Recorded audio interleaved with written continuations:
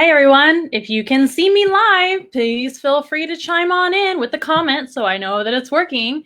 And I do apologize, we had some technical difficulties earlier, so hopefully it's gonna be okay now. We're starting a tad bit early just in case.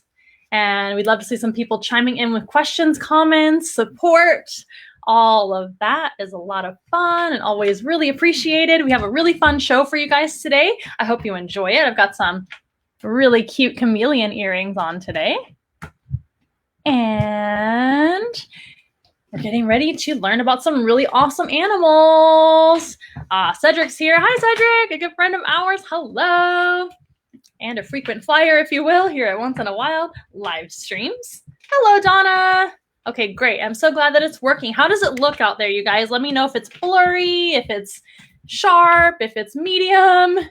We're having all the internet issues today, so we're trying to fix it and getting better and better about what we're doing. Remember, this is Once in a Wild Animal Encounters. My name is Amanda, and this is our brand new endeavor. So normally we bring animals to the public, but right now we can't do that. So normally we're going to bring animals to classrooms, to birthday parties, to all kinds of fun activities.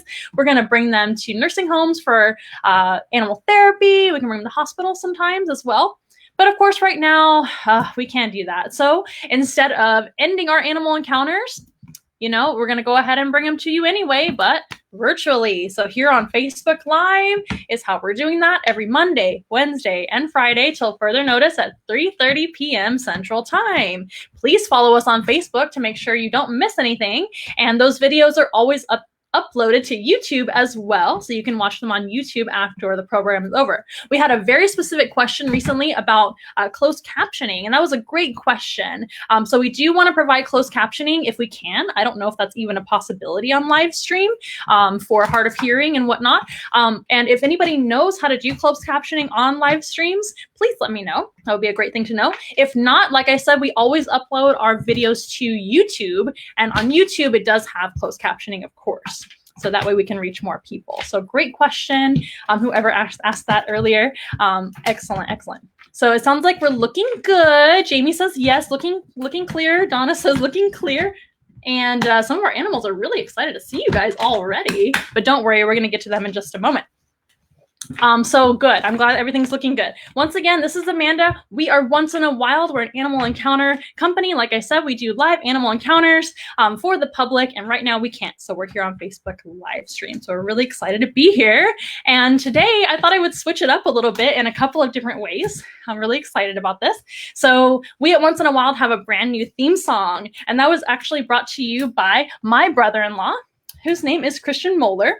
And I'm going to shout out to him, and he gave me permission, so I'm going to go ahead and give you his number if anybody's interested in any of his services, because he does, of course, jingles for commercials and all kinds of music, and even more things like photography and videography. And if he's watching, hi, Christian. We love your support, and we love you. And his number is 956-313-5989. And I'll make sure and put that in a comment down below as well before this is over, after this is over, maybe when it posts. And you guys can actually get a hold of him if you're interested in another cute jingle for your company. So if you guys would like to hear that, I'm going to go ahead and let you guys hear our new jingle if you'd like to. It's a really cool song, I think. Bear with me while I get it started. Here we go.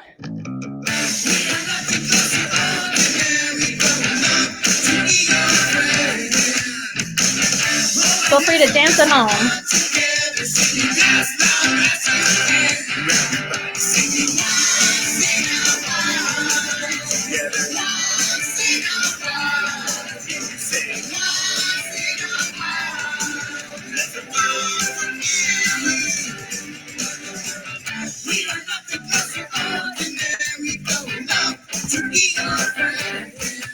Hi, everyone.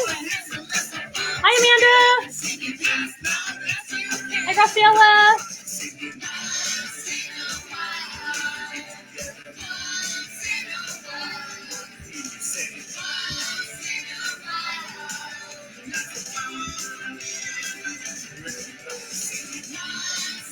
Hi, Kenzie.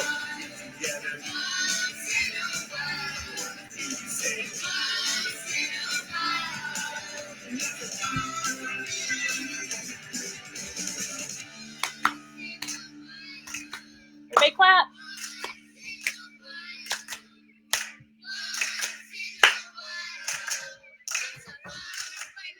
Yay! Applause! We even put applause in the back and at the end. All right, guys. Yay! We're getting ready to start our live stream here. So today I'm going to switch it up. Once again, this is Amanda with Once in a Wild. If you guys do want to tip us today or donate to our cause, our Venmo link is down below, or not the link, but the information where you can find us. There it goes. Whoop. And also onceinawild.com, you can actually find our Amazon wish list. You can also find that on Facebook and Instagram too. If you guys want to donate some specific items that we've selected for the animals, that helps out quite a bit. But again, tips and donations are greatly appreciated via which way? Venmo. There it goes. That's how you can tip us if you like. Of course, this program is 100% free. Otherwise, we don't expect anything, but we greatly appreciate anything that can be given. So let's get started. So we wanted to switch it up today. I wanted to switch it up today. And I thought you guys might be interested in a little bit of animal care. Now, specifically in what the animals eat. A lot of people ask me, what the heck do animals eat in your care? Well, it all depends. Now, today we're going to talk about one specific animal group. It is a reptile group, and they have legs, so not snakes. And they have scales, like all reptiles. No shell. So if you guys maybe can guess, what kind of animals are we going to be learning about today? I've got some earrings on to reflect them. Here they are. Isn't that beautiful? These I did not make, so I can brag on them. These are wooden earrings. I'll put a comment down below where you can find these earrings. They're really cool. Those animal lovers out there that love cute earrings, those ladies or gentlemen, I won't judge, who like cute earrings. I'll go ahead and put a link in the comments. But we're getting ready to learn about lizards. That's right, Amanda, lizards. She got it right. Let's go ahead and praise her. Yeah, lizards. So we're going to learn about some lizard diets first. So what I'm going to do today is actually show you all of their food. I'm going to show you all the different diets. Can't get rid of your comment. I'm going to show you all the different diets. And then I'm going to put them away. That way the animals aren't seeing their food and getting tempted to go after their food, because we don't want to tease the animals. And then I'm not going to tell you whose diet belongs to who until after we see the animals they belong to. And then we can have some guesses. How does that sound? Pretty cool, right? So the first diet is going to be a pretty simple one. It's right here in this bowl. I hope you guys can see them. So this would be some super worms. These are super worms. And all of our animal diets today have some powder on them, which is calcium powder and a little bit of vitamin powder as well. It is vitamin day. So when you feed, whoa, worms are jumping out everywhere. When you feed your reptiles, for the most part, especially lizards and tortoises, etc., you should be supplementing them. So you want to give them a calcium. And you also want to give them a multivitamin about once a week. So calcium almost every single time, and a multivitamin once a week. So those were some, I'll just hold them, some super worms. They're jumping all over the place. They are live worms. So our first live animal is actually worms today. So that's one diet, just the super worms today. That doesn't mean that this particular animal doesn't necessarily get other food items in their diet, but it would just be insects, right? So that's one diet. The second diet, let's go a little bit more elaborate. And I'm not going to spill this. I'm going to bring it to you here. Ooh, can y'all see it? There we go. We have an egg right here. We have a whole bunch of worms. We have some bananas. And underneath all of that is some wet dog food, some good commercial dog food.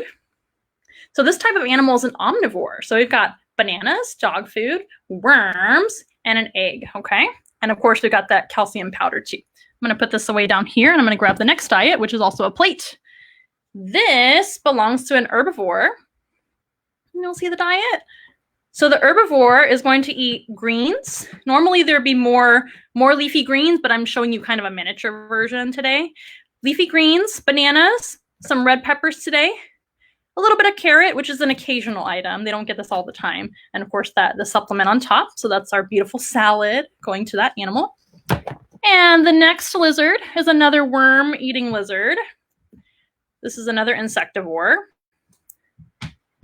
And these are live worms and dried worms, mealworms and waxworms, a couple waxworms in there. You don't want to overdo it with waxworms because they are fatty. It can make your animals overweight if you're not careful. And then this here is another omnivore diet. And that's going to be bananas, dog food, and worms. Okay? Similar to another one. And one more. Bear with me. This one's a little bit different. This is going to be a formulated diet just for this kind of animal. There's a couple different kinds of species that eat this. It's actually a powder, and then you mix it with water and make it into a paste. It's almost like ketchup in nature, texture-wise. Not colored like ketchup, obviously. And then we have some dried mealworms, okay? So those are our animal diets that we're going to show you today, and hopefully you have some guesses. Once you see the animals, feel free to chime in with which diets go with which, or maybe which type of food you think that they eat. So I'm going to put these foods away, and bear with me one moment, and then we'll start looking at our animals. I hope you guys are doing well. We're hanging in there the best we can right now, you know, with the situation. But we're not going to talk about that today. We're going to talk about staying safe. We're going to talk about doing well. We're going to talk about making the best out of it, right? Because we're excited. We're here to learn about animals. So let's go ahead and begin. So our first animal is going to be a really beautiful animal. And a lot of people ask me about this one because it is on one of our, it's on our cover photo for Facebook. It's on some of our marketing, which is my fiance, Ricky Moeller, is actually responsible for all of our marketing. So shout out to him. He does a great job. Cedric has a really cool comment. It says, it would be cool if your chameleon earrings changed color. Well, we can't have it all, I guess. That might be a little bit more expensive than my budget right now. If those exist, please let me know and I'll check them out. All right. Yes, Lizard. Thank you for the sweet comment about my dance moves. Yeah, nice moves. Thank you, Kenzie. Okay, moving on. We're going to move on to our first animal. You guys have been so patient, hanging out, waiting for this. Hope you're ready for him. This is Freddie Mercury. Yes, named after the famous singer from Queen. He is a panther chameleon. He's hanging out with some flowers today. Just a little bit of an easier way to hold him so he can hang out on this branch. Freddie Mercury. He's more concentrating on me than anything. You're on camera, buddy. Don't forget to look around and look at the camera. Everybody wants to see your beautiful face. So panther chameleons are from Madagascar. This type of panther chameleon changes all different rainbow colors, believe it or not. He's very orange right now, but he can be almost every single color of the rainbow and almost all at once. He is a very colorful character indeed. Right now, he's a little bit angry at me, so his angry colors are coming out. It's very similar to his sleeping colors too, which I find interesting. His angry coloration and his sleeping coloration are actually very, very similar. I don't know why. So panther chameleons are, of course, one of the animals that eat one of those diets. So be thinking about which animal or which diet belongs to him. Panther chameleons are amazing animals. They can turn all kinds of colors. This particular type of panther chameleon, because there are many types that come from many different localities in Madagascar, where they're from. And all those locales have different names. So this is a blue bar ambolomi panther chameleon, and he is a male. Ryan says, gorgeous. Thanks, Ryan, for coming and seeing me on my live stream. Now you can see his beautiful coloration. He's starting to change a little bit right now. Maybe he'll change by the time we finish with him. Now also his tail. See that beautiful tail? So chameleons are unique in a lot of ways. They have a prehensile tail. When they're not using the tail to grab onto tree branches for balance or whatever they grab onto, because a prehensile tail is, of course, a grasping tail, right? I bet you guys can think of other animals that have prehensile tails, like a monkey has one. Chameleons are kind of like the monkeys of the lizard world, aren't they? They're arboreal, living up in the tree. So that fifth limb, if you will, which is the tail, is going to be really, really handy, you know what I mean, for climbing up in the trees. And his little hands are also designed for climbing up in trees. You can see his little toes in the back and his little hands there. He's got fused toes. He's got the same amount of toes as any other lizard, which is 5 on each hand and on each foot. But his toes are fused, which means his just toe placement is totally different than other lizards. So he can grab onto tree branches with very, very strong foot pads. They're not sticky like a gecko's feet are. I had that question last time we had a chameleon on here. It was an excellent question. But they have, like I said, very, very strong feet, very, very good pads on their feet that can grip onto tree branches, make it very easy for him to get around. These guys are almost never seen on the ground because that's where they're going to be the most vulnerable to predators. Now, do we have any questions? I know. Kenzie says, it's okay, buddy. You're famous. I know. He's a little nervous. Now, he's one of my more nervous chameleons. I do have 2 chameleons. You might be familiar with Michael, my Jackson's chameleon. He's a lot more chill. And that's just Freddie's personality. He is almost always like this, regardless of the situation. And so we're not going to stress him out too long. Don't worry. We'll put him away in just a little bit. But on a virtual encounter, it's a lot less stressful than an in-person encounter. But he does pretty good. But he always has kind of that angry face. He has angry face. That's just his personality, and that's okay. We respect him anyway, and we like him anyway. Every single animal, including reptiles, have different personalities. I've known a lot of panther chameleons, which were a lot more chill than Freddie is, but he's just that way, and that's okay. See if we can get him back in focus. Look at his beautiful eyes. So those eyes are also really, really unique in the lizard world. Chameleons are unique in those eyes, and that is because they are independently moving. Let's see if we can see both of his eyes. He's gonna keep bending towards me, so we won't do that. But his eyes are independently moving. They are very visual animals. In fact, these type of lizards have no ears. Most lizards do have external ears, but he doesn't. You can see on the side of his head, there are no ears. So they don't have very good hearing. There are theories out there that they can still hear a little bit, but I don't find them to be a very good hearing lizard at all. They don't seem to hear me when I'm walking up on them. And that tells you a little bit about how they kind of view the world. They don't hear very well. So very visual. And those eyes are independently moving to be able to be looking around all the time. There we go. The awkward hand position, but it is what it is. And so when he's kind of looking around all the time with his googly eyes, let's see if we can all do it. I can cross my eyes, but that kind of gives me a little bit of blurry vision afterwards. But anyway, so he can be looking around. Put him in front of my face. And looking for danger, looking for food. These guys are going to be looking for their food. Their food moves around, which will give you a clue as to what his diet might have been. His food is always running around. Living food is what he eats. He is a carnivore. He is an insectivore. Pretty cool. Now these guys are, once they find their food, I should say, they're going to stop moving both eyes in different directions. Once they find, say it's a bug they want to eat, they're going to lock basically their eyes forward binocularly, just like we have. And then he's going to look. And then do you guys know what a chameleon uses to grab their food? They don't run right up on it and grab it with their hands. And they don't run right up on it and grab it with their mouth either. It's going to be in the mouth at some point. But a chameleon doesn't really have to move. Once they find their food and it's within a certain range, they can bring their food to them. Does anybody know how? Ricky says he's a diva. He is a diva. He's 100% diva. This guy here, I mean, Freddie Mercury to a T. What a diva. Unlike Freddie Mercury, he can't hear. And Amanda says, oh, bummer, he doesn't get to hear the jingle. Oh, I guess not. So if you guys don't know, a chameleon has a very special tongue. Curbside pickup. That's a great guess. Oh my goodness. What a time we live in, right? So yeah, that's a great guess. That's very, very cute. But Cedric actually got it right. Let's bring it up here. It's a long, sticky tongue. That's right. So a chameleon, in general, every species of sorry, buddy. I won't move my hand again. Sorry about that. Every species of chameleon has a tongue which is just as long as their body is from head to tail, if not a little longer. Isn't that amazing? That tongue is stored up in their hi, a tongue. Very, very good. That tongue is stored kind of where he's pushing out his throat right there. That's where the tongue is stored, and it's compressed all the way into his throat, just like if I had one, it would be right here. He's got one there. See that? He's pushing it out as well to look really big right now because he's, like I said, a little bit nervous. He's a diva.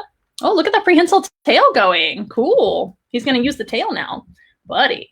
Now, like I said, that tongue is here. But when they want to use it, they just stand still, they lock their eyes on prey, and then that tongue comes out whoosh, really, really fast and grabs the prey with its sticky end. It engulfs the prey with that sticky, bulbous end of the tongue. It's really cool to watch if you guys want to look it up. Maybe I'll do a eating video after this, and I can post it later. It won't be live though, because I don't think these guys are going to eat on camera, unfortunately. They're not used to it yet. Or, you know, on live camera, I mean. But yeah, we can do a video for you guys of them eating. It's really cool to watch. So yeah, it comes out at lightning speed, draws the food right back in to their mouth, and then they can just eat it. Pretty convenient, huh? I wish I had a tongue like that, but I could get my food from the bed. I could just grab it from across the room. Pretty cool.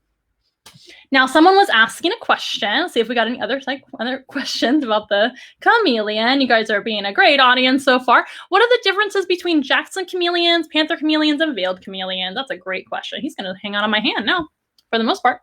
So all three of those chameleons are all similar in most ways, and they're all just different species. Just like you have different breeds of dogs, you have different species of any animal. You say, trying to think of a good example, but any animal, you have different types of that animal. I'm trying to think of a great example, but I'm blanking right now, but that's okay, it's live. But yeah, so the Jackson chameleons are much smaller. These guys are one of the larger chameleons, I would say. They're not the largest by far. There are a couple of really large species of chameleons, which are like from this hand to that, they're huge. One is called the Meller's chameleon. It's a giant species. But these guys are pretty large too. He is pretty much full grown. He's adult size, is what we say when we talk about reptiles, because reptiles never stop growing as long as they're alive. But since he's a mature male, he's around 3 or 4. He's 3.5 now, or so, aren't you? He is mature, and so he's not going to grow too much larger than this. So he's much larger than a Jackson's chameleon. His coloration is totally different. Pattern is totally different. He doesn't have horns. He's got a rostral ridge on his nose there. You see the ridge? Pretty cool. Let's compare noses. Let's look at each other. It's not going to like this. Ugh. So yeah, he's got a rostral ridge instead of horns. And of course, the veiled chameleon is a little bit smaller than this species. And also the veiled chameleon has if you're a male, they have a great big crest on top of their head. It looks like a dinosaur crest. And a veiled chameleon just looks totally different, mostly green. So the Panther chameleon is by far the most colorful chameleon type. And there are many subspecies of the Panther chameleon. Again, this is Freddie, and he's a blue bar and below me locality of the Panther chameleon. That's what you would call them. Pretty cool. Excellent question, y'all. Becky's asking, do chameleons' eyes change color too? Yes. So can you see his eyes and how they have like little stripes? Oh yes, those beautiful eyes. So those stripes will change color right along with the rest of his body pattern. So absolutely. Excellent question from Jamie. Hi, Jamie. So Jamie is asking, what sort of predator eats a chameleon? Good question. So it really depends on where they're from. Another difference between the Jackson's chameleon and a Panther chameleon is their location. So a Jackson's chameleon is actually from Africa. Those guys are from West Africa, and they live in the mountains. So they're going to have more birds of prey and things like that go after them. But really anything that can, anything that can live in Africa that might be in that region, because they are pretty small. They're only about like yay big with their tail curled. This guy is going to have to face other predators. He's from Madagascar. So he's going to look for maybe the fossa. You guys have ever heard of a fossa? That's a hunter of lemurs, but it could also be a hunter of these guys. I mean, why not? That's the largest predator in Madagascar. There aren't a ton of predators out there, and also some birds I'm sure might be able to eat him too. And Cedric says, I thought male chameleons had horns. Well, it just depends on the species. This is one of the species of chameleon where male or female, both of them do not have the horns. Excellent question.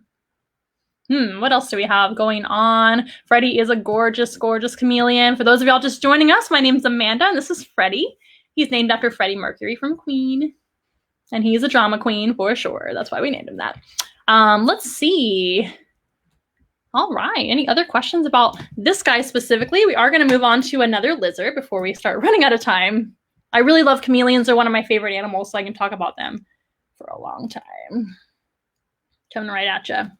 Now, these guys are, of course, a dimorphic species, meaning male and female look totally different, especially in this species, I would say. The coloration, everything, the size, all of that is totally different. And to answer your question further, I believe it was Cedric asking about the horns. It all depends on the species. Some female chameleons do have little horns too. It's just different sized horns than males, if that answers your question. So yeah, definitely a dimorphic species. We can tell the difference between male and female. Females are about the maybe half to even less that size. They're about the size of a Jackson chameleon, actually. They're maybe like this long with the tail curled, maybe a little bigger than a Jackson chameleon, but much smaller than this guy. Unfortunately, chameleons don't have the longest life expectancy either. Out there in nature, he would only be expected to live about 3 to 4. And he's already 3, so oh my goodness, what's going to happen? But luckily, he lives here with us, right? So he could live about to 10, maybe even longer. Now, if you're a female chameleon, you have about half that lifespan, which is very, very sad. Another big difference between Jackson chameleons and Panther chameleon is that Panther chameleons lay eggs, and so do veiled chameleons. And Jackson chameleons give live birth. Another really fun fact about them. Oh, so I have a question here from Morgan. It looks like Rosalind, I hope I'm pronouncing that right, wants to know how long the tail is. So he's going to swing around here for you. I don't know how long the tail is, inches wise, but 4 or 5. I would say it's probably 8 to 10 inches. And I can probably measure that later for you guys if you'd like me to answer that question further, or I can probably look it up to see what the average length of their tail is. Let's say 8 to 10 inches long. Pretty long. So with that entire body together, imagine his tongue length. Remember, the tongue is as long as the tail and the body together. Amazing. Well, we're going to let Freddie Mercury go back to his resting state over here next to me, and we're going to bring out our next lizard. He's been a great participant today. He's hanging out of my hand now. Look at that. Hi. Alrighty, guys. And of course, if I don't answer everybody's question live, remember I always get back to questions by typing in the answers, okay, to the best of my ability. So stay tuned for your answers if I can't get to everybody's question. Don't you worry. All right, Freddie, you did great. Bye, guys. Okay, we're coming down and getting our next animal. Okay, we're going to move on to something totally different. And remember, we're going back to those animal diets. Sorry, I had to duck out there and put my lizard away. Gotta do that sometimes, huh? All right, this is real life. And remember, we're talking about those animal diets. So remember all those diets that we talked about. And we are going to meet the next lizard friend. Okay, so this is a much smaller species. Hopefully you guys can see him okay on camera. There he is. Hello. He is so cute. This type of lizard has a very natural smile, kind of the opposite of the chameleon. The chameleon kind of looks like that. He kind of looks like, So this is Felix. And Felix is a leopard gecko. See if you guys can see his spots. Now, this is not, where are we going? This is not how they would normally look in the wild. So the leopard gecko is actually from places like India and Pakistan. And if he were a wild specimen, he would have spots all over his body. But since he is a captive bred animal, he was born in the care of humans. Sometimes they selectively choose their colors to basically breed them for different colors. Selectively breeding is what I was trying to say. But if he were a wild leopard gecko, he would have spots all over him, and that would help him to blend in with camouflage, right? So having all this yellow coloration is going to make him stand out a little bit too much. So if he were a wild animal, he'd be a little bit more natural looking, if that makes any sense. Let's see if we can bring him a little closer to you guys. So leopard geckos are amazing. They're actually very unique when it comes to being a gecko. If you know much about geckos, like in your own backyard and in your house, every once in a while, they're literally called the house gecko, sometimes, depending on the species. If you've ever seen a house gecko, what do? They crawl all over the walls, right? They crawl on the walls. They're very small. They have sticky feet, and they can, of course, run after insects and eat them, right? Now, all geckos are going to eat insects. Maybe not exclusively, but most geckos do eat insects and maybe something else, but it just depends on the species. But these type of geckos, what I was trying to tell you guys, they're terrestrial. So he doesn't have any sticky pads on his feet. He's got kind of these little clawed feet. Can you see him? So these little clawed feet are made for living on the ground. So in India and Pakistan, where these guys are from, they can do a lot of digging in the soil and the sand. Sometimes sand, usually soil, dirt type situations. And they're going to dig for themselves a burrow, for example. That's what they might do on the ground. And that's where they're going to live during the day. These guys are nocturnal. A lot of gecko species are nocturnal. It's when you might see those beautiful house geckos that you guys have in your house on occasion sometimes. Did you know that house geckos are actually good for you?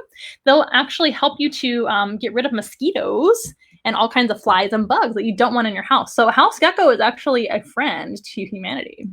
So you can leave them alone if you want to hunt in your house, and you won't even know they're there. They're not going to hurt you at all. He's so cute. Now, another thing that makes this type of gecko unique, only are they terrestrial and not a climbing gecko per se. Of course, you can climb a little bit, like on my hand. He's so cute. I get so distracted by my cute animals. Why don't people like reptiles? They're adorable. I know you guys all like them. So I'm not talking about you guys. So another thing that makes him unique, and we may be able to see it at some point, he doesn't do it too often. I'm going to hold him right in front of my face. He's got eyelids, you guys. You might be like, and? So what? Who cares? He's got eyelids. Don't they all? No. So one thing about geckos normally is they do not have eyelids. So a lot of geckos have to lick their own eyes to be able to moisturize their eyes. Do you ever think about how many times in a day that you blink? So many times. And that's because we have to moisturize our eyes, right? We have to keep them healthy. Otherwise you get dry eyes, right? So this type of gecko, they don't blink as often as a human, as you probably noticed, but he does have eyelids and he can shut his eyes. So when he goes to sleep during the day, because he's nocturnal, he can shut his eyes and go to sleep. But that's very, very rare in the gecko world. There's a few species of them that have eyelids, but most don't. And most can climb or kind of, whoa, he's about to leave us right now. There we go. Most of them can kind of climb up walls and trees and things. And he's going to be a gecko that lives on the ground. So this type of gecko, like I said, they live in drier climates in India and Pakistan. Now, we used to think they only lived in the desert, but we know that's now not true. They might live in forested regions or scrub type regions as well. Now, you see his throat going in and out? That's going to tell you that he's alert. He's smelling. You might see his nose there. You can see his nostrils. Don't jump, buddy. We need you for the show. There we go. See his little nostrils? He can smell with those nostrils. He can stick his tongue out from time to time. There he goes, little tongue. Aww. Now, when he wants to eat something, he is going to do the opposite of what we talked about with the chameleon. See if y'all can see him a little bit better if I go like this. There we go. Maybe a little bit of a dorsal view there. So he's going to do kind of the opposite of what the chameleon does, in which he's going to actually, when he sees a bug or any prey that he wants to go eat, he's going to run after it and grab it with his mouth and just chomp it right up. That's how he's going to eat. He does not have a long, sticky tongue that can fly out of his mouth at lightning speed and grab a bug like the chameleon can. That's not possible for him. He's got a very, very short, tiny tongue. Super cute. But his tongue is fleshy and pink. It is not forked like some other lizards. It is a little sticky, kind of like our tongue is a little sticky with saliva, maybe a little stickier than that, but not as sticky as the chameleon. So that's a big difference. I'll maybe tell you what diet was his that we showed you. You guys need to make some guesses at the end. Okay. Do we have any questions about the leopard gecko? Let's see. We have some questions. Y'all are excited for leopard geckos. I'm so happy. I have a good question from Mike. Hi, Mike. Good to see you here. So, do leopard geckos make good pets?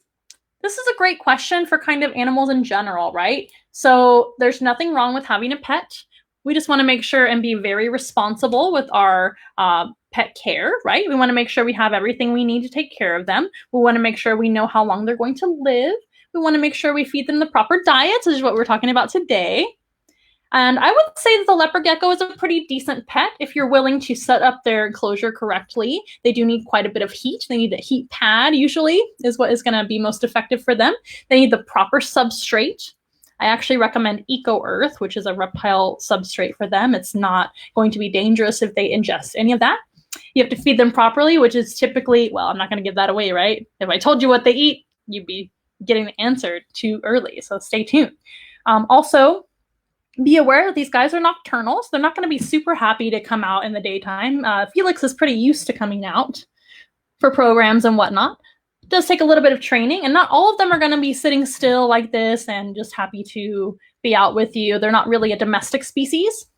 So if all of that is okay, you know, in your opinion, you're okay with all of that, sure, they could be a pretty decent lizard pet. Now, know that it is a commitment. These guys can live into their 20s or more. So it's not going to be just like a couple of years. These guys live a long time, and most lizards do live a long time. So excellent question from Mike. Thank you so much for that question. We have another question. Oh, excellent. And I think I have a couple of people asking this at the same time. You guys are all like-minded human beings, aren't you? So does the, oh, Sabrina's asking, hi, Sabrina, asks, is the gecko species lose its, does this gecko species, I can't even read, you guys, I promise. We're gonna get through this. Sabrina asks, does this gecko species lose its tail like other lizards? So not every kind of lizard can lose its tail, but a lot of them can. And that is a very amazing defense mechanism. So yes, this type of lizard can absolutely lose their tail when grabbed by a predator. If they were to get bitten by a predator like that, I promise you, it's not him shaking. I'm actually getting weak from holding my hand up. So his tail could actually lose on a certain segment. It could come right off and then grow back once he needs to regrow the tail. It does take some time.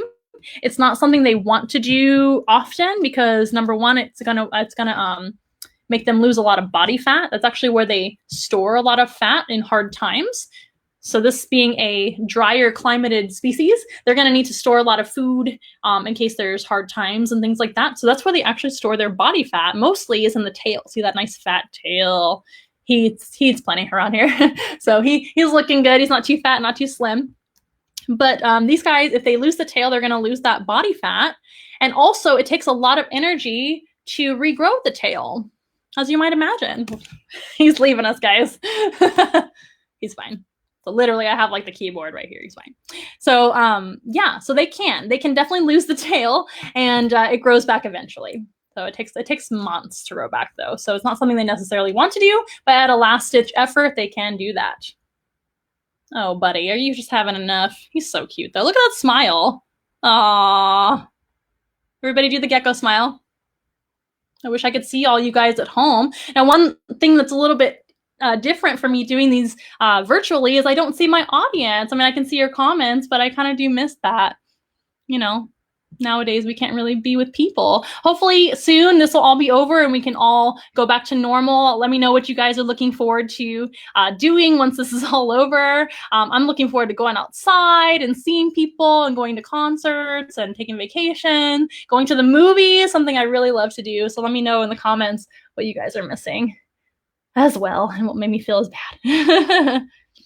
Now, speaking of which, once everything is over with this whole mess, we will be offering animal encounters again. So, of course, you guys can call us to schedule your animal encounters. Once you know, of course, that everything's okay again and you know when you want to schedule them, contact us with onceinawild.com. And also my number's down here. If you guys need anything at all, you want to ask a question about programs, you want to inquire about pricing, any of that, everything is super custom. So we don't list prices on the website, but feel free to call or text me. You can also email me and you can find the email, I believe on all of our social media has email. We're on Facebook, Instagram, TikTok, YouTube, all the things. So follow us on all the things.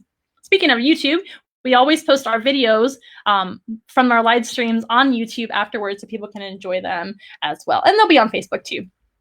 Okay, we're going to move on. Say see you later to Felix, the leopard gecko. And I'll see if you guys had any other last minute questions about him. Let's see. Pardon me. Yes, 2 people were asking the same question about the tail. Excellent. And I believe I answered this question as well, Becky. Good question. And if you were just listening, so why do leopard geckos have fat tails? So that's going to help them to store some of that fat storage when times are tough. If you live in a drier climate, there's not a ton of rainfall, etc. You're living off of whatever you can get. And if there's like kind of a scarce time for food, they can live off of that body fat from the tail. So that's why. Cedric asks, has he lost his tail before? No, he has a original tail, which I'm really proud of. He's never lost his tail. He's never had to do that. Very, very good. Okay, so let's move on to another animal, shall we?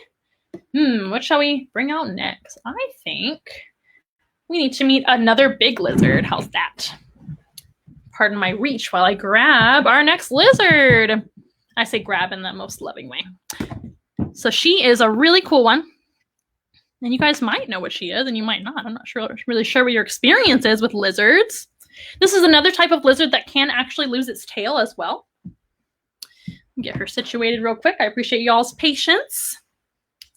And I do say y'all because I'm from Texas, you guys. Okay. So this here is Lulu. Check her out. Oh my goodness, she's going to be wiggly today. Let her get settled a little bit. Now, Lulu came to us as a rescue animal. She is actually fairly newish, within a year or two of doing any kind of handling or programs. Pardon my hair, my gosh. Ugh. So she is still in training. Now, how you train a wiggly lizard, maybe I can just show you, is you just kind of let them walk in your hands. You don't want to restrain them. And this goes for monitor lizards, iguanas, tegus, which is what Lulu is. And I know it looks kind of rough, but she's just walking in my hands. And again, this is all new to her as well, not just programs, but also live streams. So being in here in this room, there's a bunch of lights and things. So she needs to maybe just get used to it. So we're going to be patient with her. Part of animal keeping is training, and part of training is being patient. And she almost always settles down. I think she just maybe was a little frightened by the lights. Okay, here we go. Hooray! Are you okay?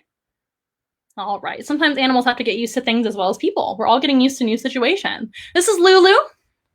And that is a bit of lizard training for you guys. These lizards are extremely intelligent. Monitor lizards, iguanas, and tegus, as well as other lizards, they know what's going on. They are very smart. So if you don't harm them and if you kind of let them just get used to things, they tend to settle down and they're fine. So that's how we train them. We don't grab them because that would scare them, right? We just pick them up, let them kind of walk in your hands, and she's okay now. So tegus are from South America. She is a Colombian black and white tegu. She has a beautiful long pink tongue, which is oh, look at her licking her chops. My goodness. Are you ready for food? This type of lizard is going to be from South America, like I said. She might see herself. That might be the problem. You've never really been around another tegu, have you? Now, these guys, like I said, they are going to have that long tongue, but it is not like the chameleon tongue. It's very different, right? Let's show the tongue. Ooh. I think she sees herself. That's pretty cool. Very smart lizard. You're beautiful. Lulu, like I said, is a Colombian black and white tegu. These guys are from Colombia and surrounding countries in South America.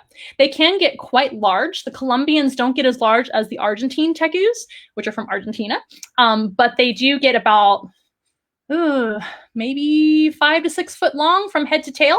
However, Lulu here is a female, so she won't get nearly that big. She'll be about around the 3 to 4 foot mark. And they are an omnivorous lizard. They can go after prey. That forked tongue will allow them to smell the air and smell directionally. Since they have a forked tongue like a snake, they can smell directionally to figure out where prey is going and where danger might be, etc. And just kind of like hanging out, maybe checking out your live feed, your live stream program. She can figure out what's going on. Is this real life or is this not real? I think she's finally okay.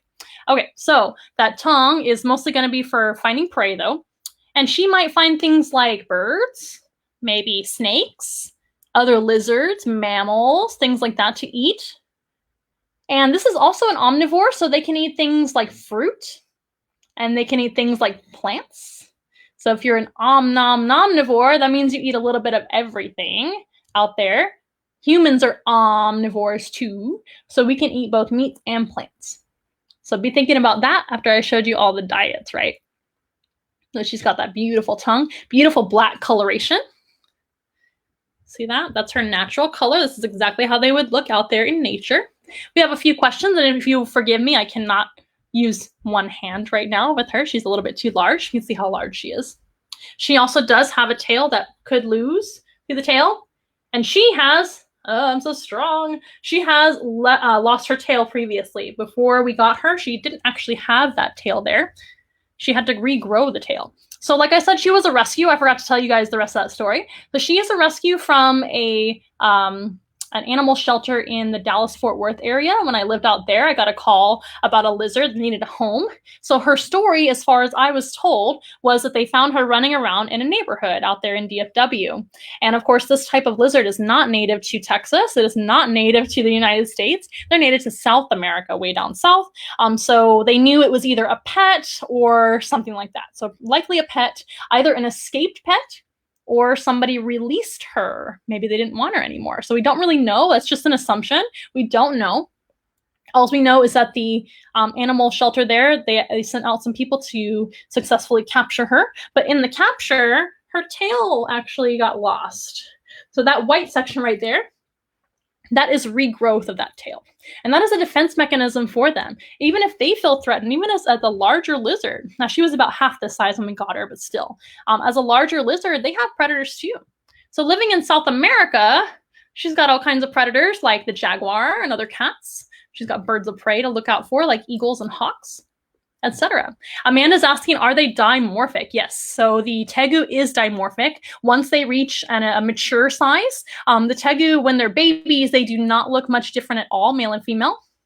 But once they reach a decently mature size, they are dimorphic. And the biggest difference is going to be their size as well as big cheeks. So if you've ever seen a male tegu, they have great big fat cheeks. Imagine if you had the most bubble gum you've ever had in your mouth at one time. That's how they kind of look. And those big, fat, bulging cheeks are for a very specific reason. Well, two reasons. One is going to be looking really handsome for those potential girlfriends they might be wanting. And another one is to help them defend themselves, or I should say protect themselves from other rival males. So when you're a male tegu, you're not really going to get along with other male tegus. You are usually going to want to fight them, and that's going to show dominance. It's going to show, stay out of my territory, stay away from my ladies, etc. And that big fat, kind of fat deposits on their cheeks is going to keep their vital areas of their throat safe. Have you ever seen a lion? A male lion with a great big mane. So the male lion with the great big mane is going to be, the purpose of the mane is to show off for the females, looking really healthy, looking nice, and also to keep his throat safe. Did you know that? Pretty cool. So that's how a tegu is similar to a lion. Now, like I said, these guys are from South America. They are a tropical lizard. So if you were to keep this kind of lizard, I get a lot of questions about how good of a pet they are. I would recommend the Argentine tegu over the Colombian tegu if you can help it. They are a little bit more mellow in personality. She's a little bit more wild, although she's doing really well, honestly, for a Colombian and for a female and for a formerly wild, crazy girl running around in Dallas. She does just fine. But I do recommend the Argentines. They also do get a little bit larger if you're looking for a great big lizard to have as a companion. Now, one thing I will recommend, just like all animal companions, you want to do your research. You want to make sure and have the proper home for them. A lizard that big, an Argentine tegu, is quite sizable. They are like a 6-foot lizard. You need to have a large enclosure. So you'll have to have a friend build you one, or maybe you guys can build one, and you're more inclined to do stuff like that than I am. I'm not like that. So I have a 200-gallon tank that is set up for this lizard, and that way she can have tons of room. You can see her size, kind of like this. So that's a ton of room for her. It's a really, really big space. But they do need a lot of space. They're also very intelligent. This type of lizard would require, and really all animals require, enrichment, but especially smarter lizards like this. Enrichment is basically something fun for them to do in their day, something to change up their day. Of course, you need to feed them properly. They also need appropriate UV lighting, ultraviolet lighting, or time outside to get some UV. And they need the proper heat lamp as well. And since they're a higher humidity lizard, they do require misting and a great big water bowl. And you can go on and on and on. Some people use foggers on them to keep the humidity up as well. So there's a lot of care that goes into having a great big lizard with special needs, So yes and no. It just depends on what you're capable of actually having. So she's getting a little bit wiggly again. And I have some more questions about her. So the tegu's name is Lulu. Originally, we thought maybe she was a boy. We didn't know. So we gave her the name of Lou, and that turned into Lulu because we thought, oh, now she's a girl. She always was, but we didn't know. So, other questions? I'm glad you guys are enjoying the show so far. Thank you for the support. This now is a great time while she's settling down to mention our information down below. Don't forget, you can find us at onceinawild.com. It's going to show you all of our contact information, all the links to all of our social media. I highly suggest that you follow us on all of our social media so you stay as updated as possible on new happenings. The live streams are going to be happening every Monday, Wednesday, and Friday at 3:30 p.m. Central Time. So please tune in for those. But also they're going to be popping up on YouTube afterwards if you guys want to watch them later. So pretty cool. Now you can also check out our Venmo. Venmo is how you can tip us if you like what you see here. If you want to help our cause, help us feed the animals, take care of the animals, buy all the things we need to do. We need to buy. And also we do have an Amazon wish list, which you can find at onceinawild.com as well as Facebook and Instagram. I think I covered everything. Well, Lulu is telling me she is absolutely finished with the session, so I'm going to let her rest. Our animals tell us when they're, done, and that is okay. So here at Once in a While, we don't really force our animals to do anything. And we use animal training with some of our animals, all of our animals, really. I'm so close when I'm putting the animals away. Okay, guys, we're going to move on to a little bit of a smaller species, and then we'll end. Oh, sorry for the noise. We'll end with the largest one that we have today. So let's talk about one more small lizard. We're going to have to cover all these lizards to cover all the diets that we covered, right? Okay, one more small lizard, and this is actually another type of gecko. Now, we talked about the leopard gecko, right, being a terrestrial species on the ground. This is an arboreal species. It's the crested gecko. You guys might be familiar with crested geckos. I know they have a lot of fans out there. This is Rue. There she is. It's Rue, the crested gecko. So this type of gecko can also lose their tail. She has not, as you can see. But the crested gecko is one of the few species of gecko that actually does not regrow the tail if it is lost. So that would be a very, very kind of last-ditch effort to save themselves if they needed to with the tail. They don't regrow the tail, which is unique about this gecko. Now, remember we were talking about how most geckos don't have eyelids. This type of gecko, the crested gecko, does not have eyelids. So she has to actually lick her eyes to keep them moisturized. Can you see why they call them the crested gecko? Yes, beautiful crested crest. Another name for this type of gecko is the eyelash gecko, because if you hold them a certain way, at that angle, they kind of look like they have beautiful false eyelashes. They are a jumping species. I would not be surprised if she jumped during the program. Remember, this is all new for them. They're also a nocturnal species of gecko.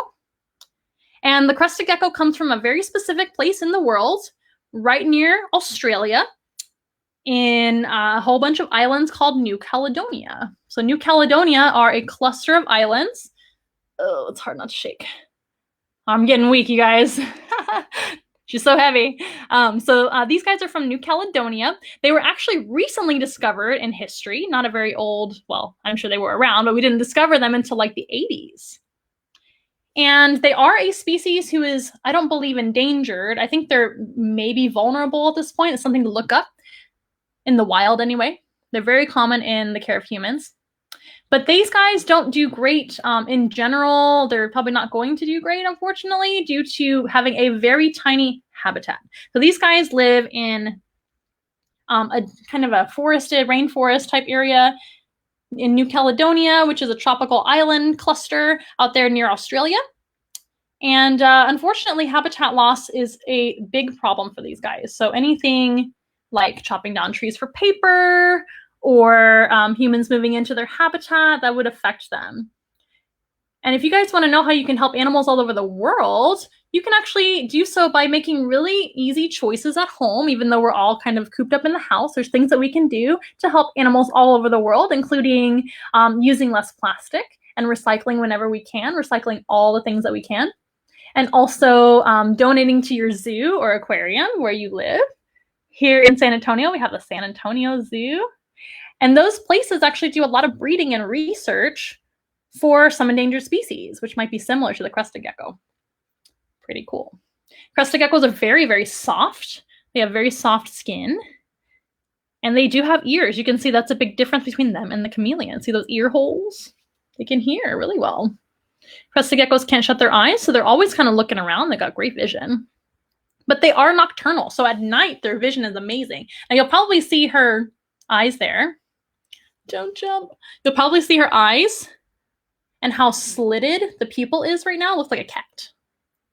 Oh, bye. I told you.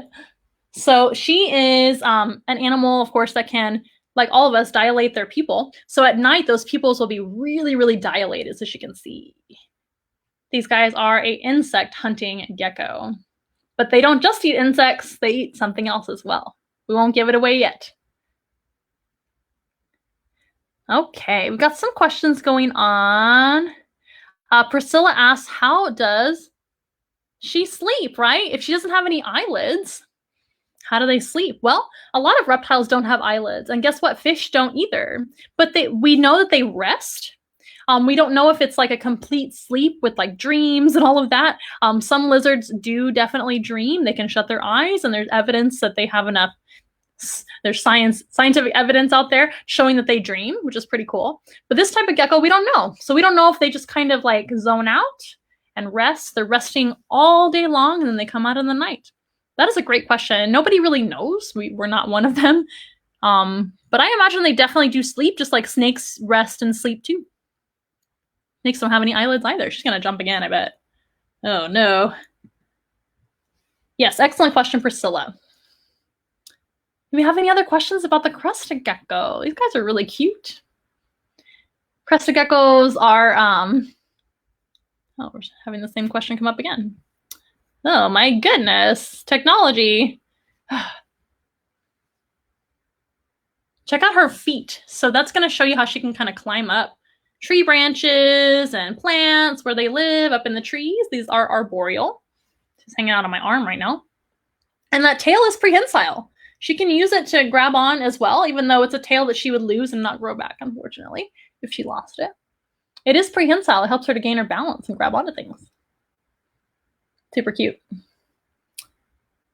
So Priscilla's also asking, what's my favorite type of lizard? That is a really hard question. I have so many favorites, and all of my animals are equally my favorite because they're like all my kids, right? I can't really pick a favorite. But if I had to pick any type of lizard to like work with for the rest of my life and maybe no other lizard, it would be the chameleons.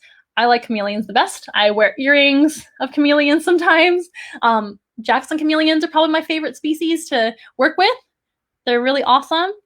Maybe we'll have Michael on the show again. He was on our first Facebook live stream here when we learned all about reptiles in general. So yeah, chameleons are probably my favorite type of lizard, but there's so many to choose from. Good question. Okay, we're gonna let Rue here. Her name is Rue, for those of you that missed that. She is a female. With these guys, you can tell the difference. She is a girl. And we're gonna move on to our very last lizard. And I'm sure you guys are gonna love her. There's her little tail curling around my hand. See that? Super cute. See her back. By the way, crested geckos come in all different colors in the care of humans. They've been bred to have all different type of colors, but this is a wild type crested gecko. It's also known as a buckskin, I believe. Just like a tan colored. But that would make sense, right? Because she can blend in really easily with anything being this color, or with the background, I should say. Not with anything. She wouldn't blend into this, but but in the wild, she would blend in a lot easier to natural backgrounds. Yeah. Okay, so we're going to go ahead and let her rest. And we're going to move on to our final animal. I think it's been worth the wait, though. And don't worry, you guys. We're going to keep these live streams going regardless of our situation. We've been enjoying it so much and interacting with people from all over the place. We're not going to stop doing the live streams. We're going to probably change the schedule once things are back to normal, because I imagine we'll be busy with in-person programs at that point. But we'll let you know when that changes. But until further notice, we're right here on Facebook, live stream every Monday, Wednesday, and Friday at 3:30 p.m. Central Time. So I hope you guys join us again for the next one. So that being said, we're going to move on to our final animal. Now, this animal here is actually one of my oldest friends. She has been with me for a long, long time, way before Once in a Wild. Sorry about that. Once in a Wild. I can't talk. Way before Once in a Wild began. Once in a Wild is a new company that we started, me and my fiance Ricky. But this girl here has been a friend of mine for a long, long time. She is another lizard who can be quite cranky sometimes, so please have patience with me and her. And her name is Joanna. Some of you guys know her from other videos and things that we posted. Here she is. This is Joanna. Can y'all see her? There we go. She's gorgeous. Put your hand up there, baby. So Joanna I've had for around 10 years. So we don't know her age. I adopted her also as a rescue. Iguanas are a very common lizard to be abandoned because they are sold very, very tiny. Most people get one and they don't realize how long they're going to live, how big they're going to get, and how much care they require. This is absolutely a lizard that I do not recommend for any human to keep. Unless you are just a reptile enthusiast and you know, expert out there and you have so much money to keep up with their needs, a huge enclosure, preferably outside is what I usually recommend. She does live outside most of the year if it's warm enough. Turn around, baby. There you are. And otherwise, don't get one. They're also not the best personality of a pet. These guys are very defensive. So a little bit about iguana. So Joanna the iguana here is a native of South America and Central America. And they live up in the trees. They are an arboreal species. See how she's hanging onto my arm like that? And their main predators are going to be birds of prey. So birds of prey from the sky, of course. So they are very defensive when it comes to being picked up, when it comes to being grabbed, for lack of better terms, because their instincts usually kick in and say, I'm being grabbed by a predator. Now, that's not their fault. We can't be mad at these animals for being the way they are, right? That's just their nature. But an iguana's nature is to be very defensive, a little aggressive as well. We say defensive because it's not like they're coming after you, but if you go to pick them up, they may not be ready to be picked up and they will tell you. So Joanna has her days and, you know, we just respect her. But iguanas are also full of weapons to stay safe, which is great for them in the wild, right? But not so great if you want a pet lizard. So one weapon that she has is going to be her nails. So her nails, I actually just trimmed them today. Normally her nails are absolutely razor sharp. Those nails are designed for climbing the trees where she lives in South America, where they live in South America. She doesn't live there. She lives here in Texas. But these guys use their razor sharp nails to climb trees. You see those big hands that she has and big feet? Look at that. Amazing. And they're very active too. You can see how active she is. They're a diurnal species, so awake during the daytime, not the nighttime. Sorry for bumping the camera. But yeah, see those claws? Those hands are long, or fingers are long with long, sharp claws. And those claws are absolutely razor sharp. They would cut you open with no effort, like a hot knife to butter. So that's one way they can defend themselves. They can even kick and try to scratch their predators if they get grabbed by a predator. Also, another thing is going to be their mouth full of teeth. Now, iguanas are actually vegetarian. These guys eat nothing but the leaves of trees, flowers, and fruits on occasion. She's looking around at everything right now. They are so smart too. Very, very intelligent lizard. Look at her looking around. You can just see the intelligence in her face. Now, these guys, like I said, are vegetarian, but they have a mouth full of razor sharp teeth. And those razor sharp teeth aren't just for eating, they are for defense. So they will absolutely bite you if given the chance and if they're in a bad mood. So the nails are super sharp, have to be trimmed if you're gonna hold them ever. Or hold them with gloves, I guess, or in long sleeves. And that mouth is full of razor sharp teeth. The back is spiky. So those spikes are actually gonna help them too. They're not super sharp or anything, but that's gonna help them maybe tickle the feet of a bird of prey when they grab the iguana, potentially. It might not feel good on their feet. That's going to be the idea. Those spikes are also modified scales, number one, and they're also to look really impressive. The male iguana is much larger and has larger everything, really, than the female, including those spikes. This dewlap here would be bigger, too, if she were a male. And these cheek scales here, the circle right here, that's a cheek scale. That's going to be a lot bigger if you're a male. Same thing with the tegu. If you are a male iguana, you have huge cheeks, which are going to keep your vital area of your throat safe from other male iguanas during a battle. Now, another thing that an iguana has that's really, really, really effective in defense is their tail. So we talked a lot about lizard tails today. See that long tail? I can't even get in the shot. It's so long. She is huge. And she's a female. Like I said, males are like twice or 3 times the size. So imagine if you had a male iguana, you bought one as a baby, you didn't know what you had, and it turned out to be 3 times the size. Huge. That's a big lizard to take care of. And if it's angry at you, that's not fun. So I don't recommend them for pets. But that tail is very long. She does not lose the tail like other lizards do, unless it really became injured or something like that. But it's not like other lizards where they just lose the tail at the drop of a hat when they're feeling defensive. These guys, when they feel defensive, come back. When they feel defensive, she's just getting settled. She wants to crawl all around. They're very active. So if this is something that you want, good Lord. They are a handful. Get settled. We talked about the Tegu training, iguana training too. So that tail is going to be used like a bullwhip. So if she gets grabbed by a predator, she's got those spikes on her back, the razor sharp nails, and the razor sharp teeth. But if that doesn't work, she's going to whip them in the face with the tail. That doesn't feel good either, I'm sure, to a predator, especially to a human, right? You're not a predator, but she may not know that. Instincts take over sometimes. These are absolutely wild animals. I don't recommend any of these guys for pets unless you're ready to take on a very long commitment. You've done your research, you're ready for a reptilian pet. They're not domesticated. We have to keep that in mind and respect them as wild animals, right? So the iguana is absolutely not a good pet for most people. I would say about 95% of people should never have an iguana. Now, she's a rescue situation, so I took it upon myself a long time ago, about 10 or so years ago, to take her in because she needed a home. So that's why I adopted her. I did not purchase her as a pet or anything like that. I really didn't have an intention to have an iguana. I thought about it for a long time before I took her in, and she needed the home really bad. So I took her in, and it was I'm really glad that I did because she's been a really great animal ambassador, and she helps me to take, what am I trying to say? She helps me to teach people all about iguanas, iguana care, and why they don't make good pets. And a lot of times what ends up happening is people will buy a baby iguana and then it grows so big and they don't want them anymore because they're a lot to care for, as you might imagine. They're a lot to handle.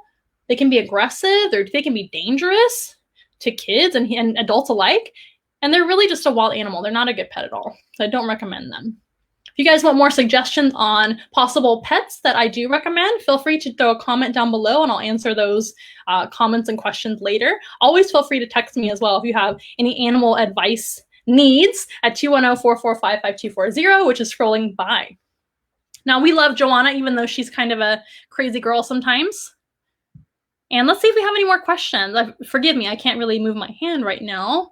My favorite type of lizard, I answered that. And y'all like chameleons too, that's great. And someone recognized Joanna, that's fantastic. And we have some friends joining in. Hello, everyone. Thank you guys so much for your support. And Amanda's asking about the spines. Yeah, the spikes on the back are modified scales, like I said a little bit ago. And that's basically going to be kind of uncomfortable for predators to grab. Now, if she were a male, she'd be a lot bigger with a lot longer spikes. Those spikes would be really, really tall and big.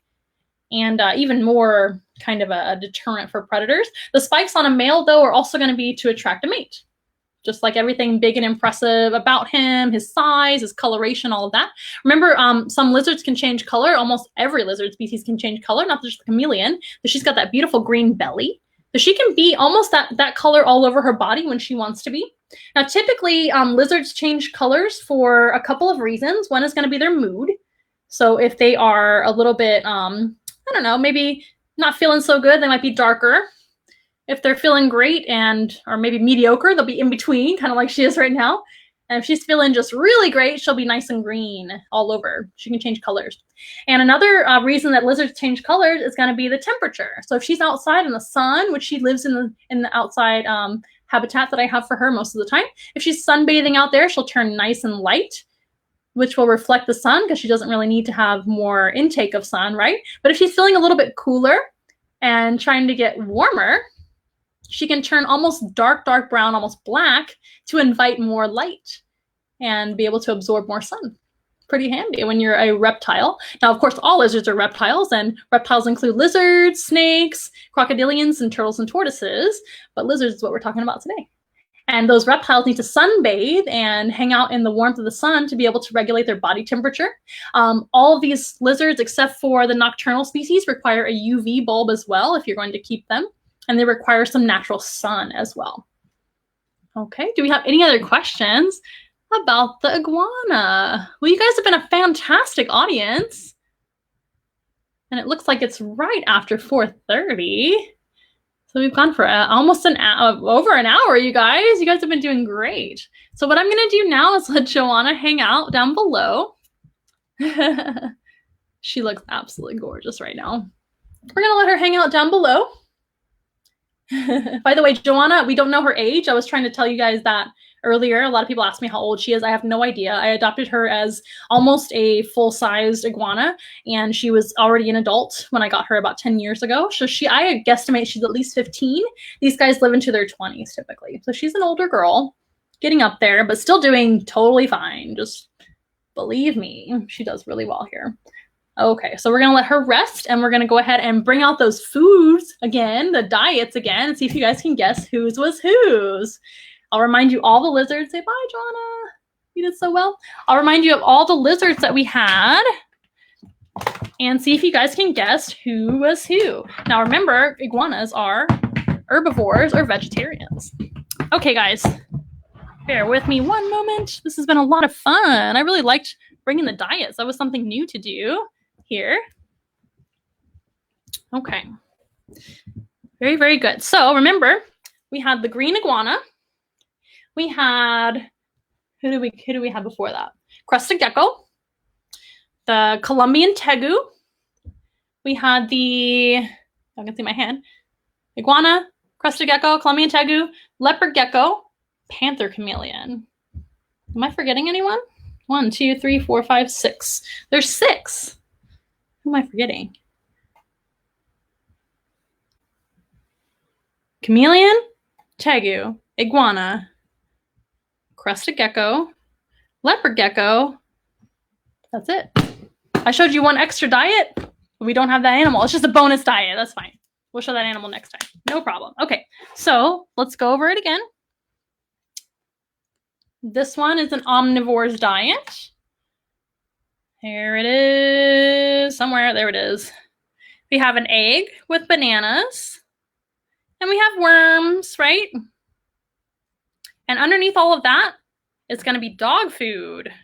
Wet dog food. So who might that be? And then we have good old worms by themselves with a little bit of supplement on top of them.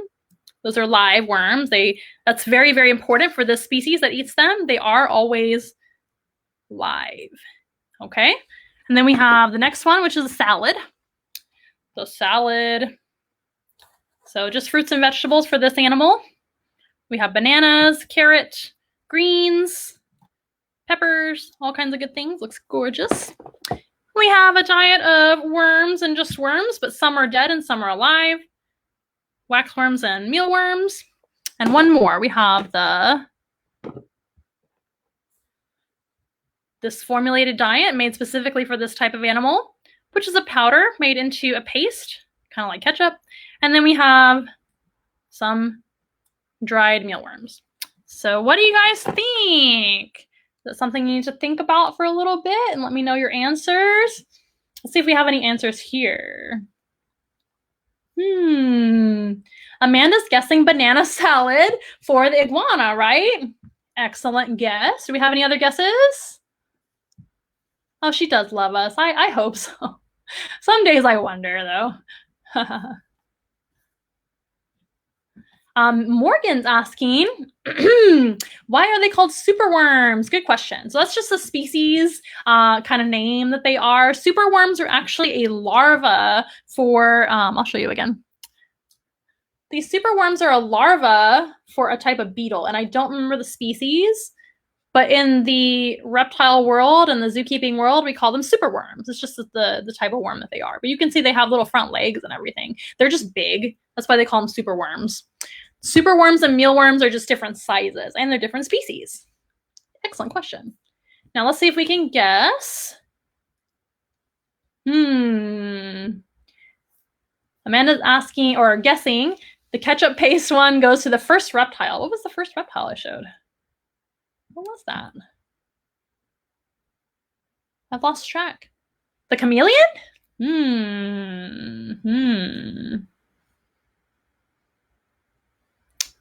Aha! This is a great guess. Priscilla's guessing super worms are chameleon food. Absolutely. Yay! Everybody give her some clapping emojis.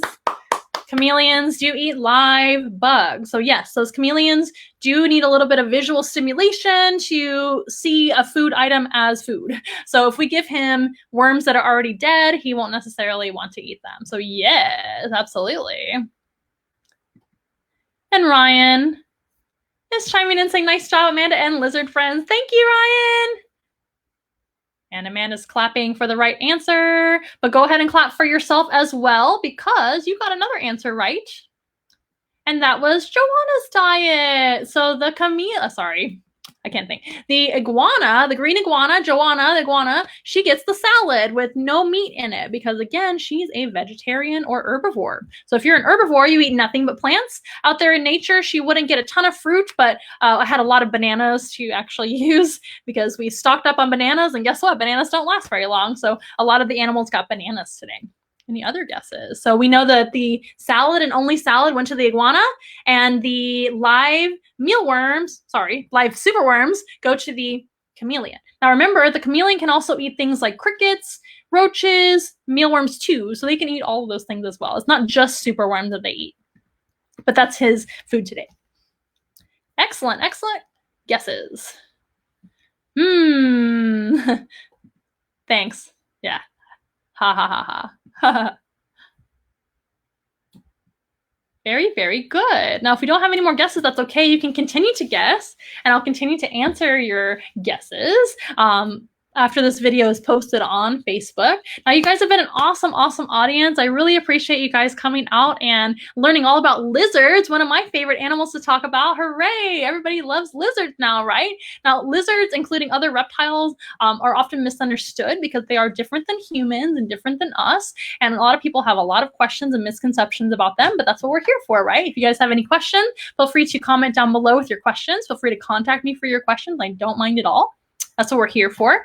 Now, we are going to be having these live streams every Monday, Wednesday, and Friday until further notice at 3:30 p.m. Central Time. We hope to see you guys again. If you are tuning in and hanging out with us, awesome.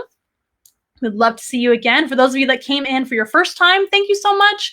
We love seeing newcomers, and we love seeing frequent flyers as well, right? Lots of fun. Now, also, of course, remember our information down below. Normally we do have live animal encounters to the people, but right now we can't go to the people, so we're bringing the animals to you virtually instead. So that's what we're doing right now. If you like what you see and you want to help us continue the animal programs and feed our animals all these beautiful diets and give them everything that they need, of course, you want to help us out because times are tough right now. We rely usually on events. So since we can't do live events right now, we're doing these instead. And we humbly ask, if you are able, we do have a way to tip and donate to our cause, which is via Venmo. So Venmo, our Venmo is at Once in a Wild. Super easy to find, at Once in a Wild on Venmo if you guys want to donate to the animals. And also, if you'd like to donate items to the animals, we have our Amazon wish list right now, which is really exciting. We've gotten a whole bunch of gifts already from our fans out there. We're really, really excited. Our followers, our friends, whoever you guys are, Once in a Wild friends, I like to say. And you guys have been amazing. And thank you for all the gifts from Amazon. Keep them coming. The animals have loved them. I'm going to give you guys an update on all the animals enjoying their Amazon gifts. That's been really, really heartwarming. We appreciate anything and everything donated to our cause. And if you can give, awesome. If you can't, that's okay. We all understand. And make sure and visit onceinawild.com for all of our links to social media like Facebook, Instagram. We have TikTok now. Check us out on TikTok and follow us on there. We have some fun content on there. We've got YouTube, of course. We've got, what am I forgetting? I always forget one, but all of those things and more. But all of those links are found at onceinawild.com. There's a link to all of that. Onceinawild.com is also where you can find our Amazon wish list. You can find that as well on Facebook and Instagram. Whew, that's a lot to say. Thank you guys so much for all of your support. We're going to go ahead and close once again with our jingle, our beautiful song brought to you by Christian Moeller. Christian Moeller is my brother-in-law. He's amazing. I will also leave a comment down below with his number in case you guys want to hire him for writing you guys a song. He's also a videographer, and he can do all kinds of wonderful things. So he's very, very talented. Shout out to you, Christian Moeller. So we're going to close with our song. You guys have been an awesome audience. I hope to see you next time here at Once in a Wild. And again, this is Amanda saying see you later.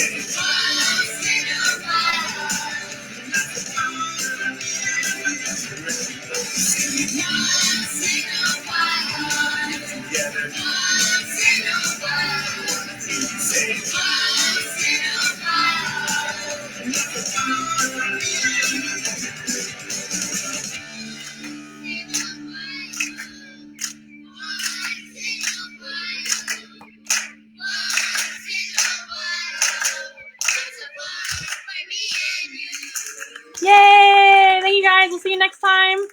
Every Monday, Wednesday, and Friday at 3:30 Central. Bye!